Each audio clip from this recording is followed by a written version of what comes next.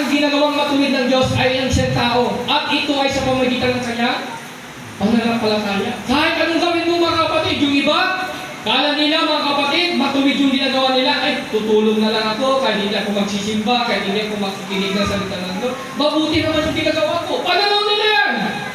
Wala pong problema. Eh ngayon, nakarinig tayo ng mabuting balita. Tama ba yung pananaw nila o hindi? Hindi tama. Bakit po? Dahil sa pamamagitan ng magandang balita, nagkaroon tayo ng pananampalataya. Dahil sa magandang balita na yun, hindi sa mga gawa natin. Yan ba kayo? Kaya tayo pag gumagawa tayo mabuti, huwag tayo maging asyon na maliligtas na po tayo. Kung wala ka namang pananampalataya. Kaya nga sabi niya, hindi sa pamamagitan sa book of Ephesians 2 verse 8 to 9. Ano sabi niya, hindi sa pamamagitan ng mabubuting gawa ang iyong kaligtasan, kundi sa pamamagitan pa rin ng pananampalataya at habag ng Panginoon. Kaya wala tayo dapat ipagmalaki. Lahat naman tayo gumagawa ng mabuti, amen. Pero mayroon tayong pagsusulit kay Lord. Lihim man o hayag yan, mabuti man o masama, ipagsusulit mo yan kay Lord. Kaya maging aware po tayo mga kapatid, ang gawin lang po natin, magpatuloy po tayo. Sabi sa Book of Romans, huwag kayong humatol para hindi tayo hatulan. Ang tinuturo, makita ng pananampalataya ay mabubuhay. Palakpakan mo yung sarili mo.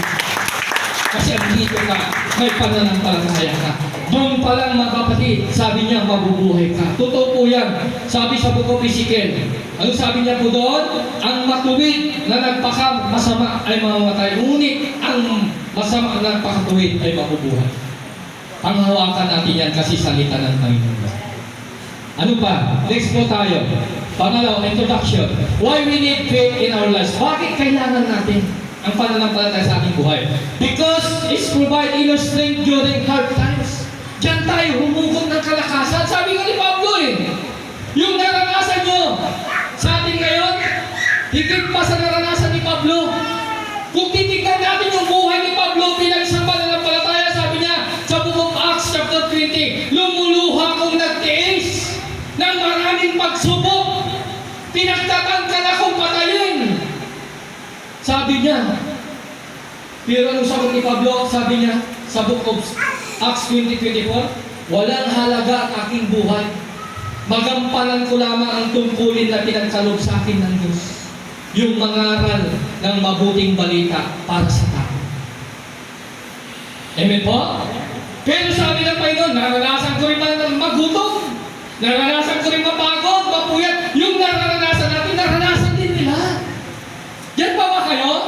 Pero dahil po sa lakas na kaloob sa akin ng Diyos, magagawa ko ito. Pero kailangan natin yung kalakasan dahil sa pananampalataya na yan. Nananalig tayo ng Diyos ang magbibigay sa atin ng lakas para mapagtagumpay, para ma-overcome natin yung mga bagay na nangyayari po sa atin. Sabi nga sa Book of 1 Corinthians 10 verse 13, walang pagsubok na hindi pinagkaloob sa lahat ng tao. Tapat ang Panginoon. Sabi niya, binibigyan ka ng pagsubok na kaya mo. Hindi ka binibigyan ng pagsubok na hindi mo kaya. Kaya huwag kang susuko sa buhay. Sabi mo katabi mo, huwag kang susuko sa buhay. O, sunod mo, kaya mo yan. O, di ba? Kaya natin yan. Dahil sa pananampalataya. Ano ba sabi niya? Reduces worries. Nagbabawas ng pag-alala. Sino dito ang daming alalahanin? Pati problema ng kapitbahay niya, ilalala niya. O, sino dito mababa ang bill ng kuryente? Kaya huwag ka na magreklamo mga kapatid. Amen po, ang reklamuhan mo doon sa barangay. Pero sa Lord, huwag kang magre-reklamo. Kasi ang Diyos ayaw niya na ang mga anak ng Diyos ay reklamo.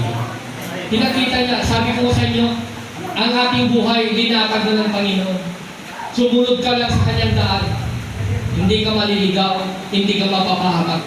Magkaroon ka ng buhay na wala. Ano yung ma-promise ni Lord?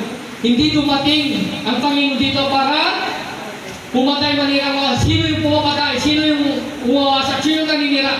Walang iba kundi ang diablo. Dumating si Lord dito para bigyan ka ng buhay na masagana at ganaan. Katulad din po sa atin. Ang daming hindi naniniwala sa Panginoon. Bakit? Ayaw lumapit sa Diyos. Amen po? Sabi nila, hindi kami bilib sa Diyos. Hindi kami naniniwala sa Diyos. Ayaw naman lumapit. Inviting mo, sige.